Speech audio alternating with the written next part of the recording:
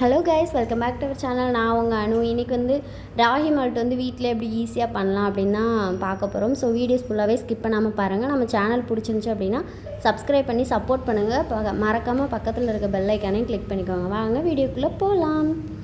இப்போ நான் ராகி நைட்டே ஊற வச்சுட்டு அதை முளைக்கட்ட வச்சுருந்தேன்.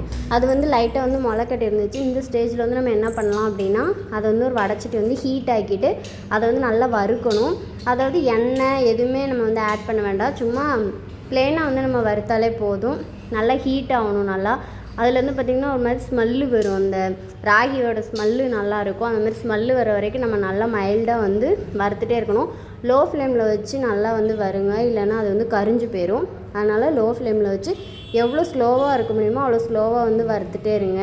இது பார்த்திங்கன்னா குழந்தைங்களுக்கு ரொம்ப ஹெல்த்தி. குழந்தைங்க மட்டும் சாப்பிட்லாம் இல்லை, பெரியவங்களும் சாப்பிட்லாம். இப்போ இந்த ஸ்டேஜில் பார்த்திங்கன்னா பாதாமும் முந்திரி நான் எடுத்திருக்கேன். உங்கள் குழந்தைங்களுக்கு என்னென்ன நட்ஸ்லாம் பிடிக்குமோ அந்தந்த நட்ஸ்லாம் இதில் ஆட் பண்ணிக்கலாம்.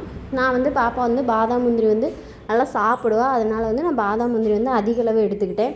உங்கள் வீட்டில் குழந்தைங்க எந்த அளவு எடுத்துக்கிப்பாங்களோ அந்தளவு நீங்கள் இதில் ஆட் பண்ணிக்கலாம்.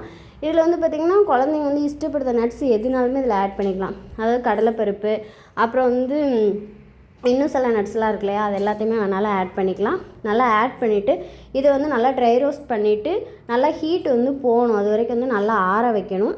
அதனால் நான் மாற்றி ஒரு பிளேட்டில் மாற்றிட்டு நல்லா இதை ஆற வச்சுக்கிறேன் கொஞ்சம் நேரம்.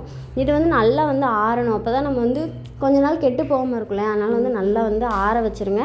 ஹீட்லேயே நம்ம அரைச்சோம் அப்படின்னா சீக்கிரமாக கெட்டு போயிடும். அதனால் நல்லா ஆற வச்சுக்கலாம். குழந்தைங்களுக்கு அவ்வளோ ஹெல்த்தி, இது ரொம்ப ஹெல்த்தி. இப்போ நல்லா ஆறிடுச்சு. இதை நம்ம மிக்சர் ஜாருக்கு மாற்றிட்டு நல்லா ஒரு பல்ஸ் கொடுத்து நல்லா அரைச்சிக்கலாம். ஃபஸ்ட்டு அரைக்கும் போது பார்த்திங்கன்னா திப்பியாக இருக்க மாதிரி இருக்கும். அது பிரச்சனை கிடையாது. அப்புறம் நம்ம அரைக்க அது கரெக்டாக கிரைன் ஆயிரும்.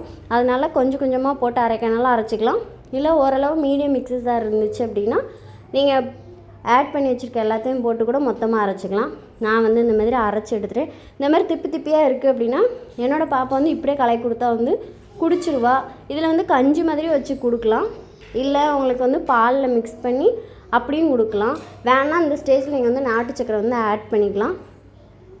இந்த வீடியோ பிடிச்சிருந்துச்சி அப்படின்னா நம்ம சேனலை லைக் பண்ணி ஷேர் பண்ணி கமெண்ட் பண்ணுங்கள். மறக்காமல் பக்கத்தில் இருக்க பெல் ஐக்கானையும் கிளிக் பண்ணிக்கோங்க. அப்போ தான் அடுத்தடுத்து நம்ம போடுற வீடியோஸ் உங்களுக்கு உடனுக்குடன் வரும். பாய் ஃப்ரெண்ட்ஸ், நெக்ஸ்ட் வீடியோவில் பார்க்கலாம்.